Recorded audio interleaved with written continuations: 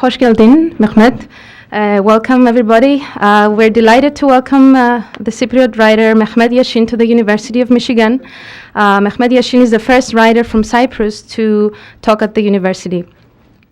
First, I would like to begin by thanking our sponsors for making this event possible: the Mediterranean Topographies Workshop, Rackham Graduate School, the Institute for the Humanities, Departments of History of Art, History, Linguistics, Comparative Literature, Romanist Languages and Literatures, Modern Greek Studies, Center for Middle Eastern and North African Studies, the International Institute, and the Center for European Studies. This event is part of the LSNA theme semester Language, the Human Quintessence. I would also like to express my gratitude to my colleagues at the Mediterranean Topographies who have worked towards the success of this event: Ashley Miller, William Stroebel, and Harry Kashtan, as well as Professor Michelle Hanouche. Mehmet Yashin's literature reflects many aspects of the Eastern Mediterranean culture that complicate our notion of cultural and national belongingness. Try to imagine a writer who was born in the final year of the British colonial rule in Cyprus, within a family of cosmopolitan background in the neighborhood of Neapolis in Nicosia, where families used to have ties with cities such as Yerevan, Antioch, Beirut, Istanbul, London, Rhodes, and Alexandria. This author writes in Turkish and establishes himself as a writer in Istanbul, and is translated and published in most European countries. Despite his many travels, he keeps returning to Nicosia, the city that provided him with his initial writing stimuli, but a place in which he still remains an outcast. Yashin was born in 1958 in Neapolis. In 1963, his family's house was looted and burned. Him and his mother escaped the raid and continued to live as refugees for 11 years in a different area in Cyprus. In 1974, when him and his mother returned to Neapolis, they found the neighborhood occupied by Turkish soldiers and discovered that all of their old Greek, Armenian, and Venetian Catholic origin neighbors had escaped the neighborhood, and Mehmet and his mother had lost all their traces since then. In 1976, Yashin moves to Istanbul to pursue his studies in political science and international relations. He, however, finds himself drawn to writing, and in 1979, he inaugurates his literary career by publishing his early poems in Istanbul, but also in Cyprus, in the Greek Cypriot literary magazine Nea Epochi. In 1985, he publishes his first poetry collection, Sevgilim Olur Asker, and receives the first prize by the Turkish Academy, as well as the Kadir Poetry Prize. In 1986, he publishes another poetry collection entitled Işık Merdiven, which was deemed provocative by the Turkish military establishment of the time, and as a consequence, he's expelled from Turkey in the same year. He then continued his graduate studies at the Center for Byzantine, Ottoman, and Modern Greek Studies at Birmingham University, and after various interruptions, he finishes his PhD in the University of Middlesex. In 1990, he took classes of Greek language and literature at the University of Athens, and during those years, the Athenian literary journal Synchrona Themata publishes part of his work. In the same period, he joined poetry festivals and book readings in Athens, Thessaloniki, Kavala, and Alexandroupolis. In 1994, he publishes his first novel, Soydaşınız Balık Burcu, and in 2005, he publishes a multi-volume chronology of Cypriot literature from 9 BC to 2000, with the title Diller ve Kültürler Arası Bir Edebiyat İncelemesi. In 2010, the Greek newspaper Tanea published an article on Mehmet Yashin with the title The Outsider, that presents his position as a writer of multiple belongings in the Cypriot, Turkish, Turcophone, Mediterranean, but also European and post-colonial literatures. Even though his works have been translated in many languages, and he's one of the most translated writers who write in Turkish language, Yashin does not consider himself only a Turkish writer. Even though a national of Cyprus and of the United Kingdom, he does not write neither in Greek nor in English. And even though he is not a permanent resident of Turkey, and the themes of his poetry do not express the mainstream Turkish intellectual sensibilities in literature, he has taught in the Turkish Academy. In his novel Sınır Dışı Satlar, he has also used the Greek alphabet in the Turkish language known as Karamanlidika, along with Ottoman language, which was the language that some of the Turkish Cypriots still used as an everyday language in the middle of the 20th century in Cyprus. Yashin's work poses great challenges to the Cypriot, the Turkish, and the Greek literary canons because he could belong to all of them simultaneously, but not exclusively. He confesses that they would have erased me if I belonged to only one country. His survival as a prominent writer is the outcome of his belongingness to multiple literary canons. By choosing to locate his work as one of a Cypriot writer, but of a Cypriot who accepts his multicultural and multilingual belonging rather than his national one, allowed him a literary flexibility in the cruel world of nations.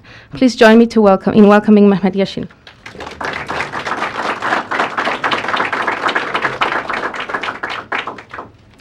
Thank you to Maria Evkarisume for her generous introduction and for this very kind invitation. Actually, when I was asked to talk on literary space, I thought that most of my poems and plots of my novels were written in my dreams. Should I then be talking about the context of dreams? Perhaps I could talk about my daydreams, an important component of poetic imagination. When poetic inspiration disturbs me, I am neither completely awake nor deeply asleep. Walter Benjamin calls this moment of poetic inspiration the messianic moment. Unexpected stories, hidden poetic associations, and abstract images come from afar to restore forgotten childhood memories. A poet and an author then becomes the space for his literary text. So do I. Messianic moments comes while I am in solitude, when I have isolated myself from physical space. Perhaps this nowhere, my inner self, is more real than any other physical or discursive spaces in the sense of my being.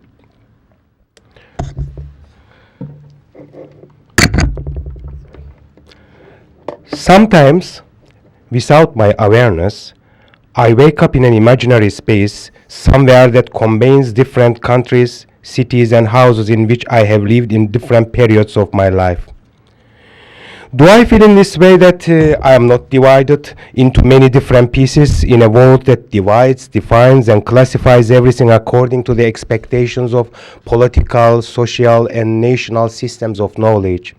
The cultural discourses in the modern world of nation-states force the author's own self to be an antagonistic other to himself, to choose one mother tongue, one religion, one country, one ethnicity, one sexuality, one literary belonging, just one singular this or that identity, and to hide or even destroy other supplements of himself.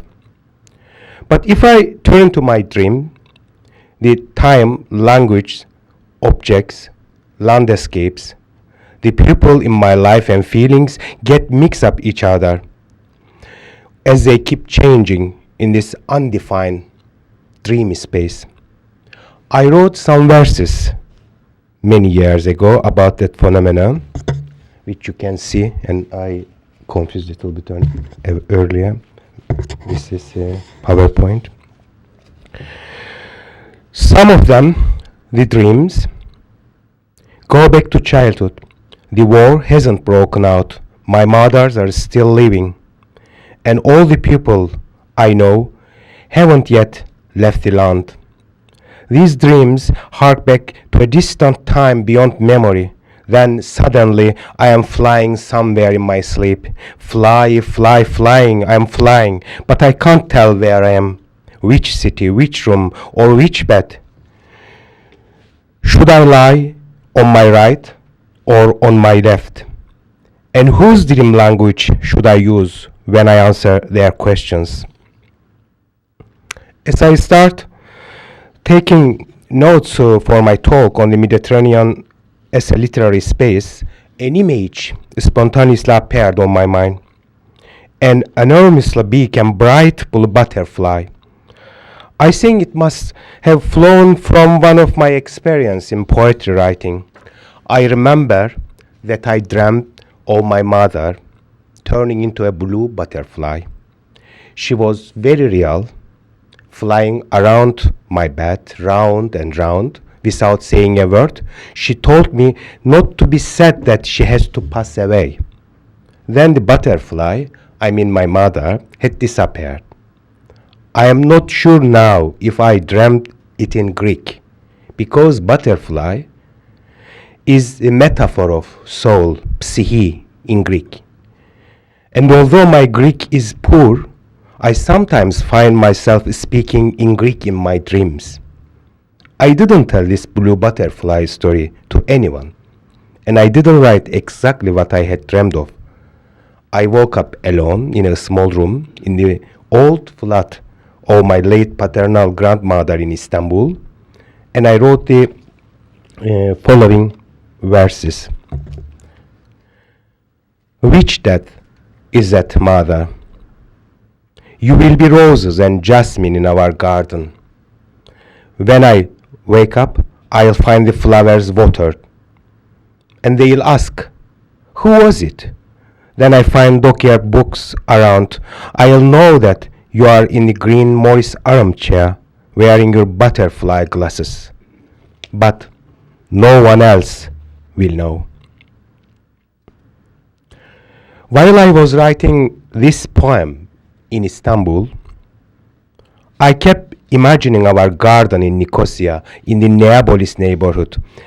I also vaguely imagined the countryside enclave, where we became refugees together with my mother after our home was attacked, looted, and burned down by the paramilitary Greek Cypriot organization EOKA during the Bloody Christmas in 1963. I was only 5 years old at that time, but since this was a very traumatic event, I still remember it.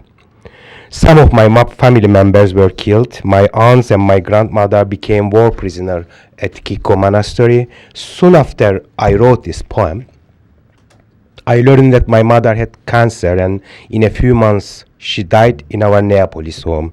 She couldn't read my poems. They were not published before she died. Although we never talk about it, I knew she expected me to become a poet. One of her great uncles was an Ottoman court poet in the late 19th century. She was in the circle of the woman poets movement in the 1940s and 50s in Cyprus, not as a poetess herself, but as an admirer of poetry. Perhaps her admiration for poetry was the reason that she got married to my father, who was a poet and author from Istanbul, but originally from a Nicosian family. After my father settled down in Cyprus, he worked for a Turkish Cypriot daily, which belonged to my mother's first cousin, her uncle's son. In time, my father established his own printing house and a bookstore. It didn't work as much as I tried to connect my memories about my mother and my father in my dreams, whether these were nightmares or sweet dreams, perhaps because my parents divorced before I was born. It seems to me that poets unintentionally select parts of their memories and reinterpret them, and in the writing process, the fictional ones turn into reality. The literary space that poets and authors produce in is not necessarily identical with the space where they were born or lived, but it is a space that they themselves produce. I am not sure if a poet or an author writes about what he lives or he lives in what he writes. Or if the answer is both, which one is more meaningful. For instance, I wrote The Typewriter, thinking, oh my father, the typewriter as an object is real, but the narrative about it is fictional. Since I've projected my experience with my father and my feelings for him onto it, the typewriter became a metaphor for affection. He should have left something for me as a souvenir. I chose this typewriter myself that day. 50s, A keyboard. Keys hardly shift, some characters appear crooked. But I imagine him young, typing his love poems, his fingers trembling with emotion. Then I imagine he gave it to me as a gift when I was older. This typewriter, his very first treasure. And by recounting this story to everyone after time, I began to believe that it was all true, what I had dreamed up. In fact, to leave us behind, he had sold the whole kit and bottle, and like a fearful sparrow pecking on discarded fruit, I put this typewriter out from a pile of his letter at our doorstep, and hurried back into the house lest I should be called a thief. I still keep the typewriter as a reminder to myself not to follow the literary footsteps of my ancestors. Each of them was a victim of different identity politics. Their names became known because of the collective political interpretations of their poems. The aesthetic quality of their works decreased as much as their necessity of specific national identities in an isolated small community increased. I think approach to the study of minor or peripheral literatures are appropriate for analyzing their works, but not quite. I don't think that they were minor and peripheral in comparison with the Greek Cypriots, who are also minor and peripheral. First of all, none these Turkish Cypriot poets wrote in Greek, but in Ottoman, modern Turkish, English, and partly in French. Both Turkish Cypriots and Greek Cypriots literary circles are dominated by their so-called motherlands. In order to be considered real Turks, real and Greeks, Cypriots need to be peripheral in the fictional national identities which cause the division of their country. Even Taner Baybars, my mother's second cousin, her aunt's grandson, who was considered the most important English-writing Cypriot poet, remained secondary and ignorable for the literary establishments as well as the book markets in all languages in which he wrote. One can see the deterritorization of languages in his books in the sense in which Deleuze and Guattari analyze in their concept of minor literature. Baybars's in-betweenness would not give much chance to him to be fully integrated into national Turkish, British, or Cypriot literary canons in the 1950s. His first poetry collection was Turkish and published in Cyprus in 1953. After half a century, his last poetry collection, which couldn't find a publisher, was in French language. He left Cyprus forever just after his first book was published. In the same year, a self-declared Mediterranean poet and novelist, Lawrence Durrell, moved to Cyprus, and Yorgos Seferis followed him within a year's time. I think Durrell and Seferis deserve to be restudied in the light of their literary activities in Cyprus in the context of Mediterranean, peripheral, post-colonial, Orientalist, and national discourses, not only in the framework of just one of these discourses, but comparatively. The reading of poetry should go beyond disciplinary boundaries.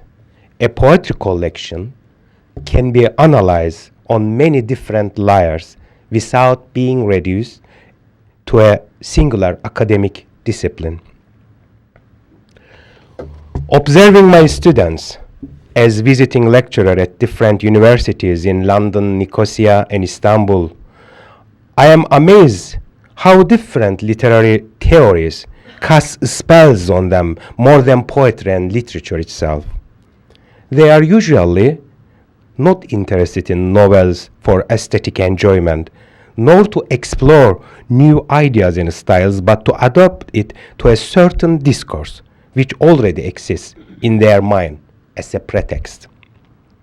Without reading books of a poet or novelist, they feel free to make comments about the literary position of his works. Most authors from non-English writing and non-Nordic countries find themselves in the position that either they will be whatever kind of author an academic paper would like them to be, or their works won't be a subject of a study and not acknowledged. This is also the demand of the book market, which usually goes in parallel with academic discourses. The publishing industry follows literary studies carefully, but I am not sure if literary study follows the global publishing industry in a way that it is aware enough of the connection between literature and the market. Another interesting observation through my former students is that they wouldn't analyze the book they choose through another known literary theory so it suited the theory in their minds. They rather kept insisting on framing the book they read in the particular theory. If a novel wouldn't match with the intended theory, something must be wrong with the novel, not the theory. Most of my students usually wouldn't read a poetry book to get an inspiration contrary to the bodies of theory which they have been taught. They would rather pre-classify poets and authors according to the discourses through which they have been thought to conceptualize. I think this is because theory has giant priority over poetry for most of them. Baybars's first poetry book, the only one written in Turkish, was acknowledged as Turkish Cypriot literature, but not all his other works in English and French. Since he wrote in English and French, as a Catholic man, he appeared useless for the reproduction of the collective identity of the Turkish Cypriot minority, and the highly nationalist and unsophisticated Turkish Cypriot literary establishment ignored his works. His books were never accepted as a part of mainland Turkish literature. He was not studied or acknowledged as a Cypriot poet either. Because of the official discourse of the Republic of Cyprus, being a Cypriot author only means being Greek Cypriot, and being a Greek Cypriot author means being Christian Orthodox and writing in Greek. Baybars had none of these characteristics. Although he considered himself British and was a part of a Londoner poetry group in the 1960s and 70s, he remained a stranger for English literature. After he published his first poetry collection entitled To Catch the Falling Man in 1963, Terry Eagleton wrote, "He knows how to make use of the silence, of the suggestive spaces between images." Despite that, Baybars hasn't been studied as a post-colonial author of that time. This example shows that to belong to a body of literature is not only a matter of language, tradition, ethnic background, citizenship, place for publication, or literary tendencies, but a combination of all this. An author does not usually determine his belonging on his own, but is defined by the needs of the political system. For instance, there are some Greek Cypriot poets who would belong in mainland Greek literature. And there are some Turkish Cypriot poets who would like to belong in a common Cypriot literature, but neither are accepted by the literary canons of these nation states. Most acknowledged Greek Cypriot poets still keep the 19th century understanding of national belonging and language, as well as the literary style and themes. By contrast, the works of English writing Cypriots are not anachronistic in the same fashion, because of the English language presents itself as a universal literary language, not only a national one like Greek and Turkish. As a result, this English is more open to recent literary tendencies. It is true that Terry Eagleton, as a universalist and popular Marxist literary critic in Britain, show more interest in Nazım Hikmet's poetry, translated by Taner Baybars, than in Baybars's own poetry. Baybars was one of the first translators of Nazım Hikmet, a prominent modern Turkish poet, into English. He published 3 poetry collections in 1967, in 1970, and in 1972 in London. During these years, I had read the complete poems of Hikmet, published in Bulgaria, in Turkish, without censorship. The books were given to my father as a gift in Cyprus, and while mainland Turks were not able to read Nazım Hikmet, I had a chance to learn his poetry. Under Cold War policies, communist and socialist ideas could not be expressed even in a literary work in Turkey. The political situation was completely the opposite for Bulgarian Turks, which compose 1 in 5 of the total Bulgarian population, like the Turkish community in Cyprus. It was very courageous for a Turk to translate Nazım Hikmet, who was accused of being a traitor in Turkey and escaped to Moscow.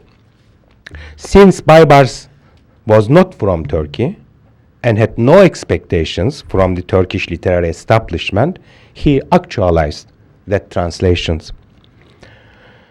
I remember as a graduate student in 1984, I interviewed Nazım Hikmet's son, Mehmet Fuat, in Istanbul. Mehmet Fuat at the time was considered one of the main poetry critics of Turkey. He reacted negatively to my question about Hikmet's cosmopolitanism. He perceived the word cosmopolitan as equivalent to cultural corruption, the suggestion that Hikmet might be a perverse bohemian or a collaborator with foreigner capitalists. For Fuat, as for other conventional Turkish socialists of this time, the non-Muslim minorities of Turkey, cosmopolitans, were considered tools of the imperialist West.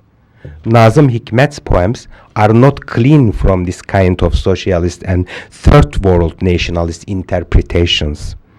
He celebrated the national liberation of Turks in his epic-style poems, with no mention to the genocides and exiles of the non-Muslim communities, such as Pontian and Asia Minor Greeks.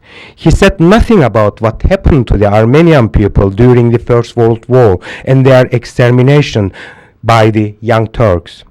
He didn't question the racist implications for Jewish characters represented in a stereotypical way in his narrative poems written after the Second World War. But while Yorgos Seferis supported Enosis, unification with Greece, Hikmet did not support the Turkish Cypriot demand Taksim, the partition of the island. He sent a letter through the Turkish Cypriot executive member of the powerful Cypriot Communist Party and asked Turkish Cypriots to unite with Greek Cypriots. Soon after, Taner Baybars moved from London to France. In the late 1980s, he began to write in French. It was difficult to translate his poems, not only because of his unusual English, but due to his use of Turkish, Ottoman, Greek, French, and Latin words and cultural references. It was strange for mainland Turks to read the poetry of a Turkish Cypriot, full of references to Christian saints alongside ironic eroticism, British sensibility with metaphors of Mediterranean landscape, and Ottoman expressions in BBC English verses.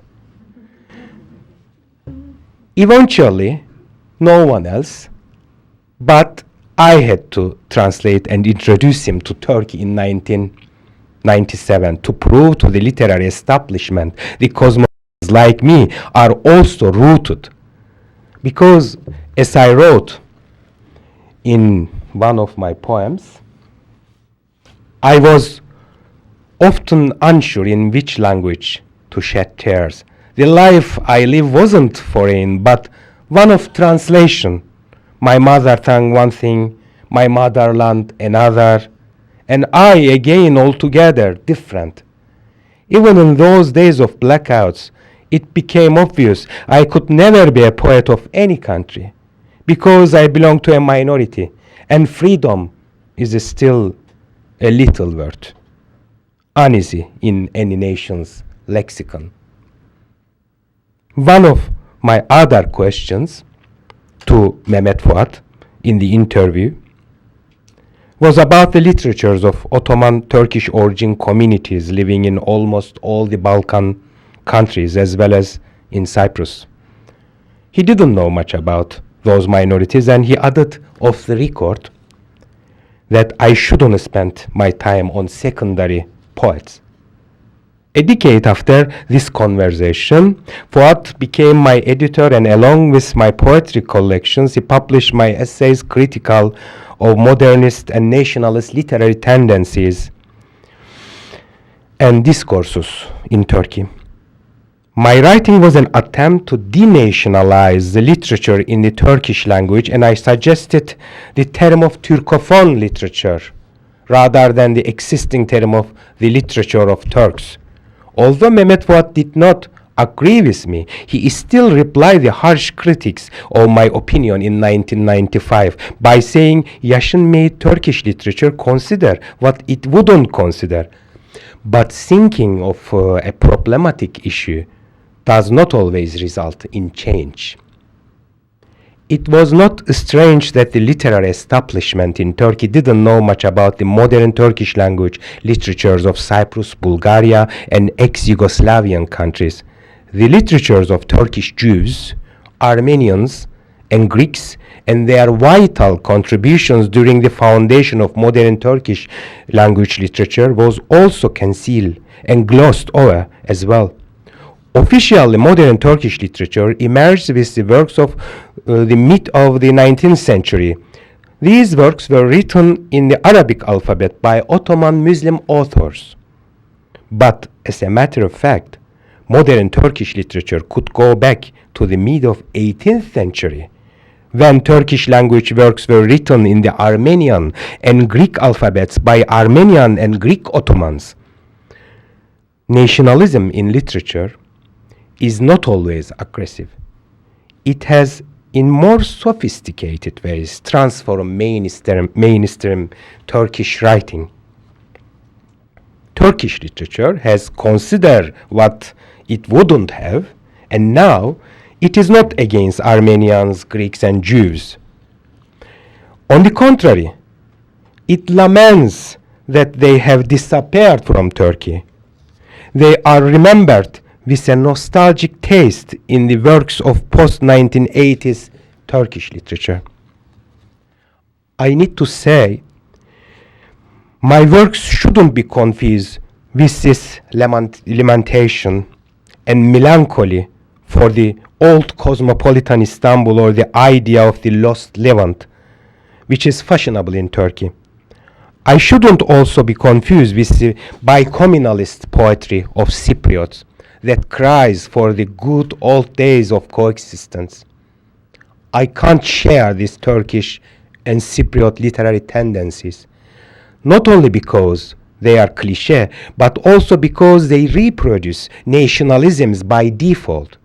Their claims step on the otherness of different communities, ignoring hybrid and multiple cultures which still exist in Turkey and Cyprus. I couldn't possibly be a part of these tendencies of of Turkish and Cypriot literatures vis-à-vis their complex past and their cosmopolitan minorities.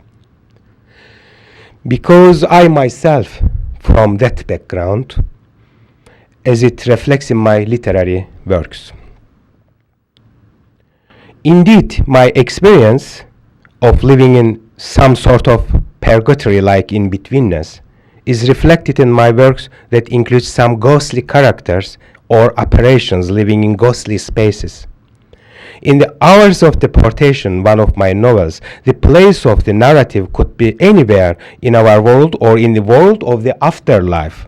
Perhaps a Mediterranean seashore or Levant country or a Varosha-like Cypriot ghost town, or since I also use the Karamanidika language in the novel, it may be in the Cappadocia region of Turkey, the former homeland of Karamanli people, who were known as neither completely Greeks nor Turks.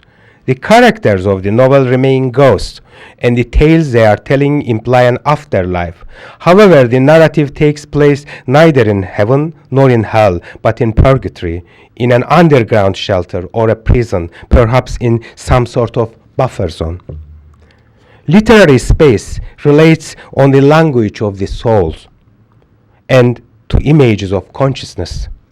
It was possible to talk here only about my Neapolis house in Nicosia, because it is an immense source of poetic images for my childhood that always come to me with intensity and intimacy. Perhaps a poet or an author needs to be haunted by the childhood ghosts of his house. Even more, perhaps he needs to self-exile himself from the so-called real world and turn to his own ghost. In my poem entitled A Ghost, a phantom returns to his home to take care of it. But by doing this, it means to take revenge, because he strives to keep alive a place that was killed. Only as a ghost can I now return to my own home. Emerging from blurred mirrors, I haven't much time.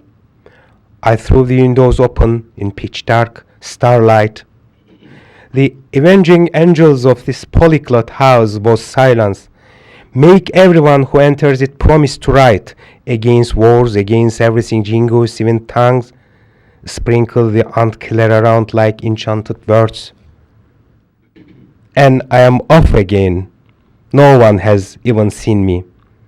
I am a phantom. They can't have me killed.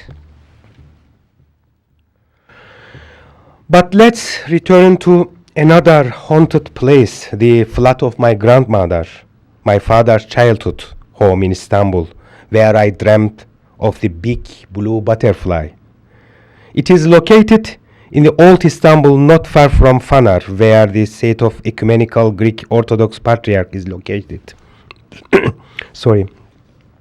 It is close to Sfendones Wall, the only remains of the Byzantine hippodrome, Saraçhane, the biggest Ottoman aqueduct, and a very old Turkish bath, which I believe has been converted from kind of a Byzantine structure.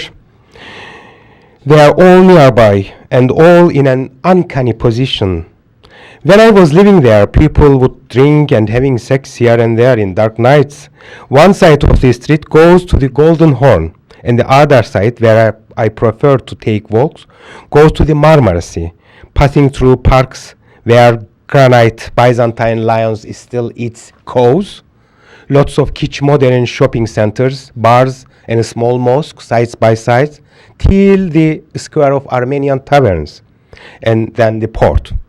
Once upon a time, my grandmother's neighborhood was elegant, and my father didn't accept the new reality of his literary space. He pretended that his childhood neighborhood has not turned to a lowly and unsafe area of Istanbul, just like I blinded myself in order not to see the dramatic changing of the Neapolis neighborhood of my childhood, Nicosia.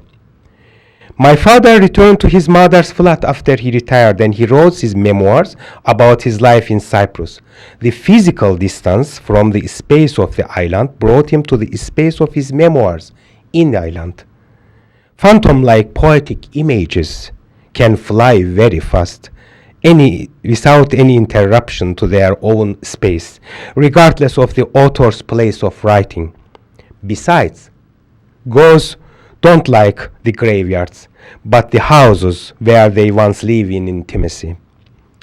When I used to live in my grandmother's flat in Istanbul in the early 1980s, it was unpleasant for me to walk to the Fanaryon side of the neighborhood. I wouldn't see the Greek houses, initially deserted under the terror of Turkish nationalism in 1950s and 60s, as a retaliation to Greek atrocities against Turks in Cyprus. To see the ruins of Phanarion Greek houses as the monument of revenge in the name of my looted and burned home in Neapolis was a burden for me. On the other hand, it helped me put in perspective all those nationalist conflicts in the vast Greek-Turkish world and got interested in broader literary sources. Some of these Greek houses were escorted by poor, mostly Kurdish immigrants. Even my most Philhellene mainland Turkish friends couldn't see what I saw in this space. They had pity for the poor Kurds, not aware of the fact that the ghosts of homeless Phanariot Greeks still live outside their stolen homes. If memories and affect would not fill a place, it can only be a place of emptiness, never be a literary space for an author. My memories were different from my Istanbul Turkish friends. I and they perceive the same places differently. Therefore, I wrote differently. I think the personal experiences of an author and their relation with the creative process needs to be given more attention. I can't blame my Turkish friends in Istanbul that they were not born like me in Neapolis. I remember Armenian, Maronite, English expatriate, Italian, Alexandrian, Greek, Rhodesian Turks, neighbors alongside with Greek Cypriots and Turkish Cypriots. Actually, I shouldn't be dividing them into this or that community because most of them had mixed marriages and relatives from different communities, just like my own family. Today's national, ethnic, and religious identity definitions have been normalized by many people as if they were natural. But I have no memory about those defined identities from my early childhood. For instance, I didn't know that I am Turkish before the EOKA attack. Because languages and religions also were also mixed. While our Armenian neighbors spoke perfect Turkish, my cousin's wife didn't know Turkish, only English. I remember how frequently we went to Agios Andreas, the Greek Orthodox Church, for the wedding and baptism ceremonies of our neighbors. In turn, because of Turkish secularism, none of the social occasions we attended involve us going to the mosque. I went to a mosque for the first time while I was in secondary school, together with my class, to make a painting of the Saint Sophia Cathedral, which was converted into a mosque by the Ottomans in the 16th century. The Ottomans didn't only convert French and Italian Gothic churches into mosques, but their populations into Islam too. What I experience and what I choose as my literary heritage reflects the position of my work as other. I am the other everywhere, only the references of my otherness change from place to place.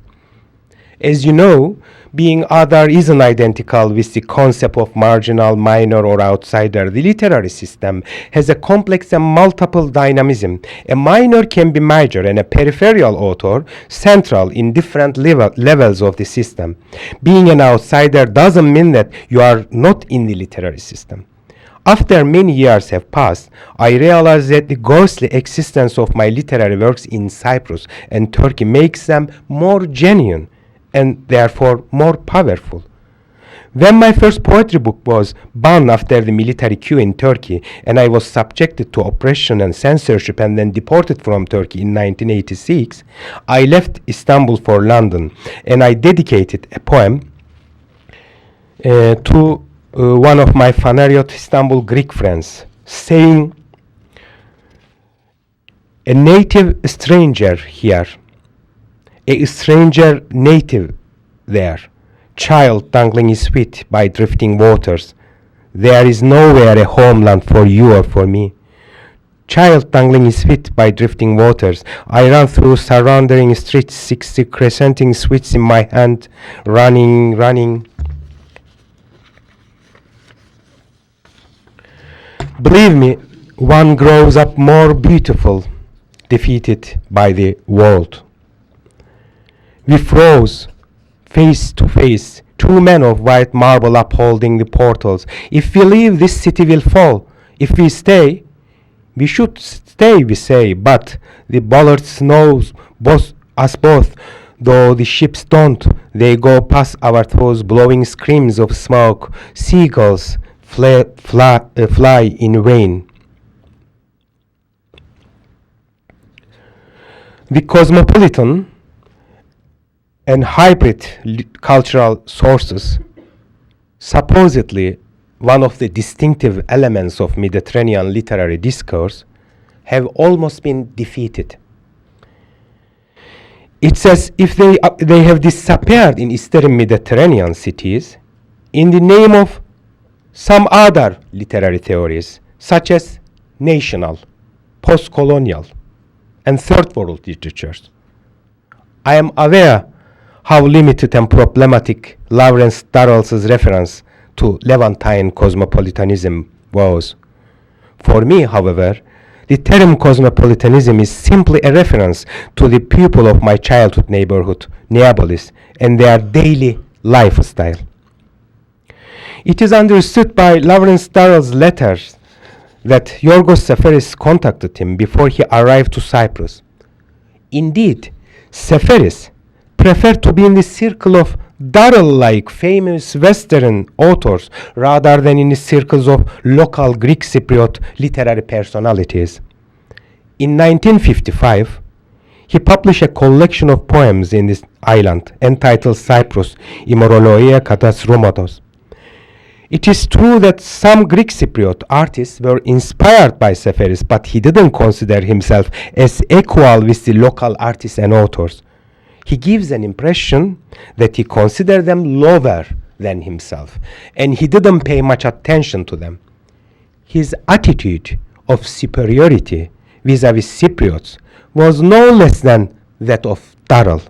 Lawrence Darrell also published a poetry book in 1955 entitled The Tree of Idleness, inspired from his time in Cyprus. And actually, it is this book that made him a publicly recognized poet in Britain.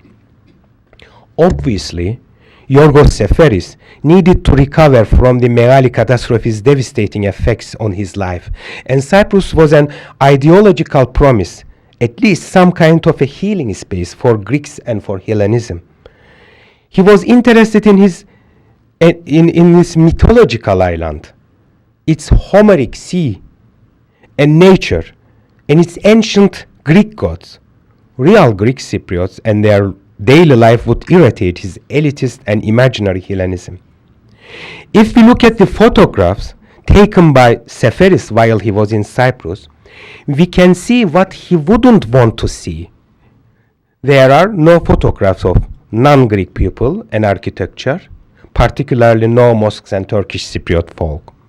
Seferis always presented himself as a politically unengaged poet, which could translate as not being leftist.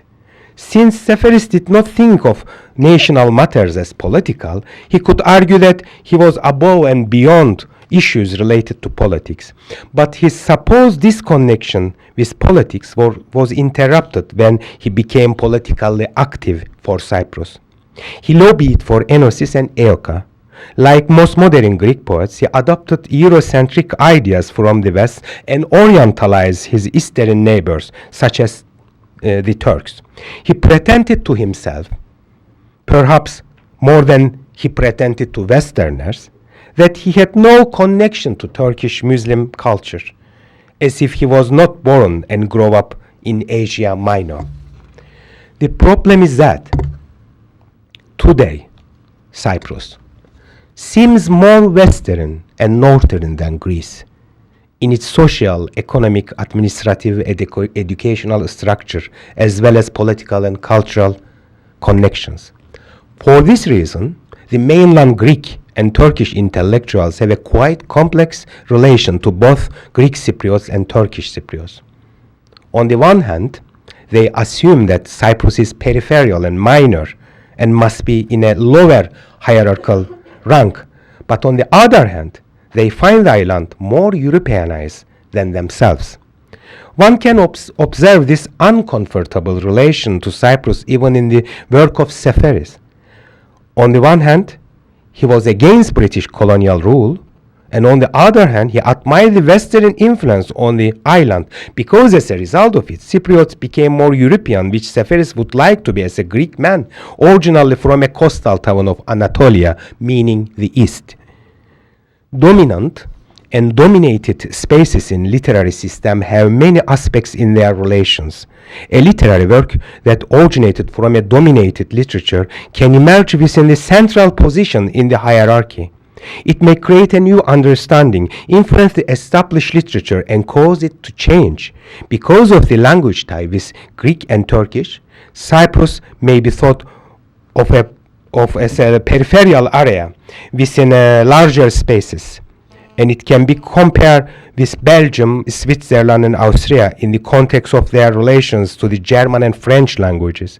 The example of Franz Kafka, who was not only part of the European Jewish community and Czech literature, but also the German language, shows the possibility that a writer from a language-wise dominated a smaller country could play an innovative role in a literary center. One can see the complex hierarchical relations between dominant and dominated spaces within the example of the language of the mainland Turkish settlers in northern Cyprus. It was expected by the Turkish authorities that Turkish settlers would assimilate Turkish Cypriots into the mainland culture, including its language. Despite this mission, however, and the huge support of the Turkish media and Turkish educational system in northern Cyprus, which are all based upon Turkey's official dialect and dictionary, Turkish settlers have adapted themselves to the Turkish Cypriot dialect and dictionary. Because in their imagination, the local Turkish Cypriot language represents being more European and higher social status compared with Turkey. But because the position of the written language is different from the spoken one, Turkey's literary canon does not perceive the Turkish dialect of Cyprus in the same way that Turkish settlers do. Literary works always need to be analyzed in a complex way. For instance, a Western literary critic of Lawrence Durrell's book Bitter Lemons applies of colonial theory to his analysis in 2003 and blames Durrell for his attempt to de-Hellenize Cyprus in order to prevent enosis. In this notion of de-Hellenization, we can read exactly the opposite, the Hellenization of Cyprus. In the ethnocentric essentialism, the island is imagined as having one homogeneous and unchanged Hellenic identity in 3,000 years. According to this understanding, the non-Greek civilizations of Cyprus in thousands of years are all occupiers, foreigners and Occidentals, and they will remain so forever. Not only Turkish Cypriots, but Maronite, Armenian, English, Arab, French, and Italian origin Cypriots couldn't be accepted as authentic Cypriots. Since this approach of essay I'm referring to was represented at the 5th Annual Congress of the Mediterranean Studies Association at the University of Granada in 2002, we can see how the Mediterranean discourse is manipulated by Eurocentrism and national ideologies. In the idealization or adoration for the Mediterranean, usually non-European and non-Christian elements are imagined as fantasy elements.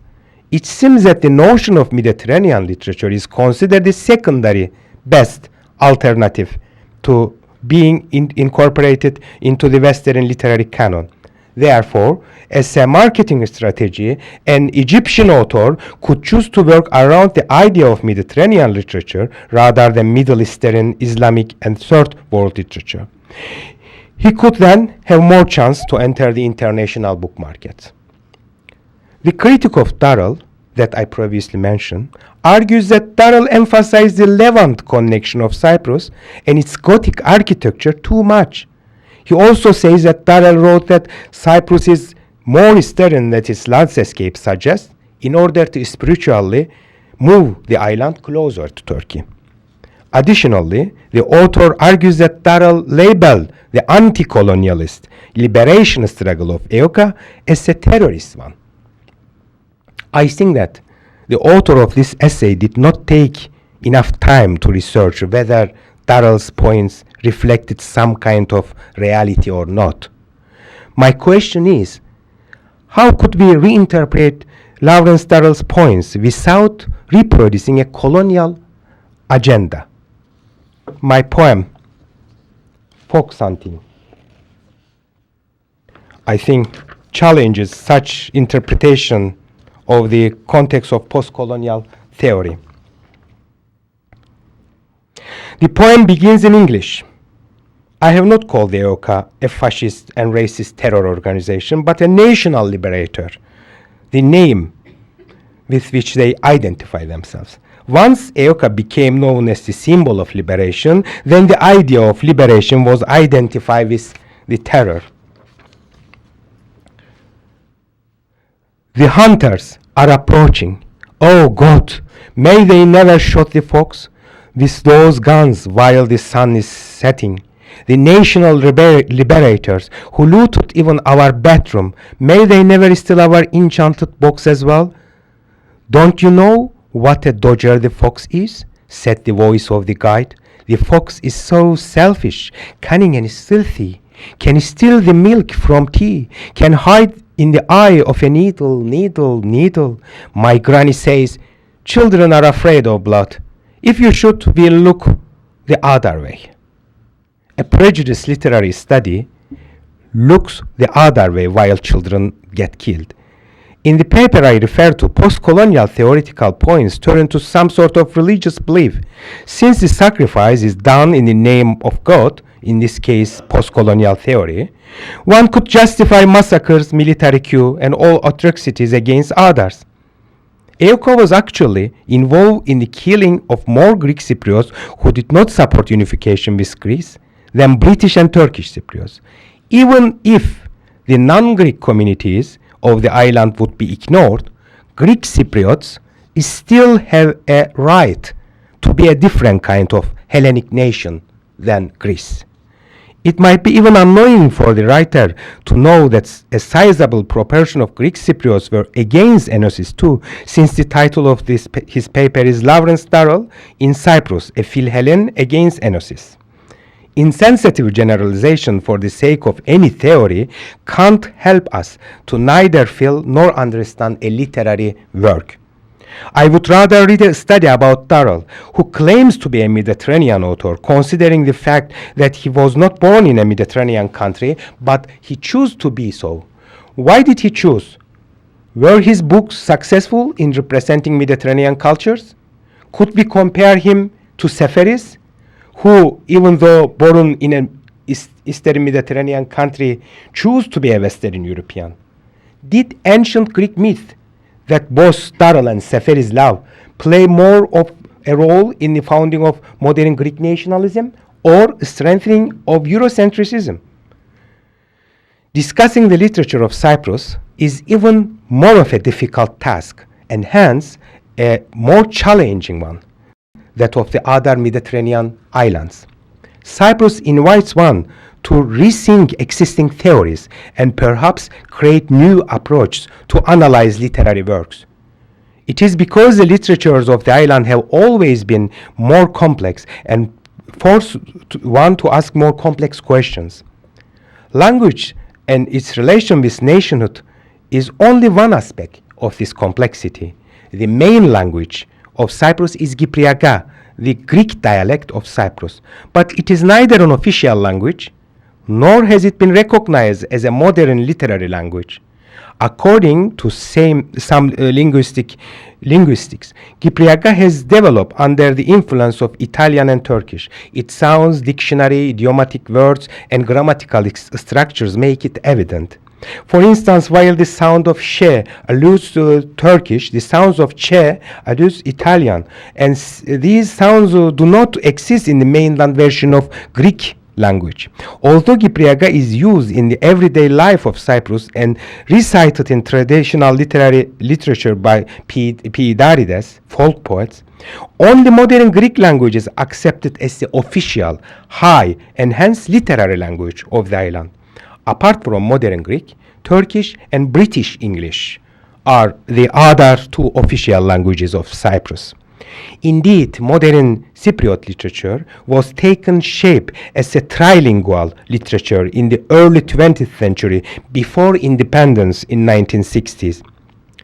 While use of modern Greek renders Greek writing Cypriot authors integral to the national literature of Greece, the use of modern Turkish also suggests the integration of Turkish writing Cypriot authors to Turkey.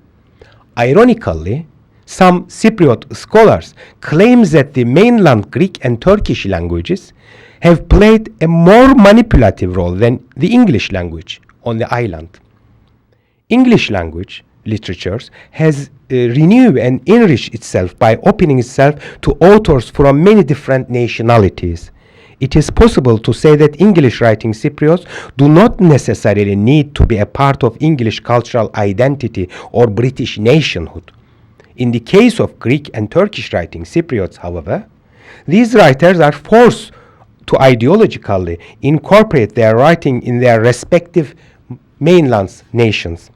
This indirect ideological reinforcement to integrate into national literary traditions comes from the nature of the nationalist ideologies in which Greek and Turkish literatures and publication industries are respectively embedded. On the other hand, it is unavoidable for Greek writing or Turkish writing Cypriots to somehow connect with Athens or Istanbul as their literary metropoles. Because of the unprofessional structure and peripheral position of literature in a small island, the periphery can't easily escape from the past while the center runs to the future. Because of this phenomenon, the peripheral literatures become closed into themselves rather than connecting with the outside world. But one should also remember that the quality of the works of an individual author could not always be identical with the position of the minor or dominated literary establishment, as we know through the examples of Kafka and James Joyce. I have to admit that the theoretical subjects about which I am talking here do not usually make me busy when I write my poetry or prose. Although I write in Istanbul Turkish, the strong male voice of the official language of Turkey represents militarism and authoritarianism for me. I could say that I have created my own Turkish by combining Ottoman, Cypriot Turkish, Karamanlidika, Greek writing Turkish, and the Turkish spoken by Jewish, Greek, and other cosmopolitan minorities within modern Istanbul Turkish. The island where I came from has always been a polyglot place. The official history of the literature of Cyprus begins in the 7th century BC with ancient Greek, and the patterns go as Byzantine Greek, Demotic Greek, modern Greek. But in the 1990s, I transferred Phoenician writing epigraphs from the 9th century BC into poetry. Therefore, unofficial Cypriot literature began 2 centuries earlier. Even tombstones from ancient Cyprus had mixed languages between the Greek and the Phoenician. Multilingual traditions continue in medieval times between the Lusignan French and Byzantine Greek and Kypriaga, and later Venetian Italian replaced French. Cyprus has lots of mixed language proses and poems between French and Kypriaga as well as Italian and Kypriaga. After the 16th century, Ottoman Turkish and then modern Turkish and English became literary languages of Cyprus alongside Demotiki and modern Greek. It is possible to find similar polyglot literary sources in other Mediterranean countries such as Crete and Sicily. But these islands are parts of Greece and Italy. Therefore, no one expects from them to have their own distinctive national literatures like it is expected from the Republic of Cyprus. As a matter of fact, Crete has its own sub-literary establishments in Greek literature as Sicily has in Italian literature. One could expect from Cyprus to have a more independent and a strong literary establishment than Sicily and Crete have. Malta, another independent Mediterranean island, is quite different from Cyprus. Malta has its own language and national literary canon. It is true that Maltese authors also engage with Italian and English language literatures, yet the literary culture of Malta is based on the Maltese language, which is spoken by 300,000 people. Maltese authors would not write in the language of their oppressors. For instance, contemporary Cypriot poetry includes some works in Greek against the Greek military coup on the island. It also includes some poems in Turkish criticize the Turkish invasion in 1974. These poems were written in the languages and the official dialect of the external oppressive powers which the authors criticize. This situation may immediately remind the case of post-colonial literatures, but it is different. Since Greece was not a colonizer on the island, and the Greek language, as a native tongue, has thousands years long history in Cyprus, one needs to analyze power relations within the same language with a different approach. If you ask my opinion, the sea is much more important than the land for islanders. The thousands of years long literary heritage and the outside connections of Cyprus are much more important than its land as a literary space. One could rightly say that considering its rich cultural heritage, Cyprus is bigger than its actual size. But the literary structure of modern Cyprus is not strong enough to support its own authors. The literary establishments of Greek Cypriots and Turkish Cypriots are very problematic, both ideologically and professionally. Therefore, it would be wiser, I think, to follow the path of James Joyce in his context of language and relation with local, national, and global literary canons.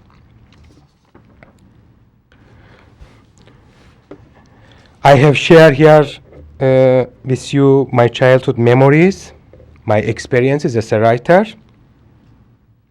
and I open the houses to you where I live. I have told you only what I remember, but what I forgot, perhaps more important in my literary work. After this long talk, I would be interested in to hear your reflections, interpretations. Thank you so much. Thank you.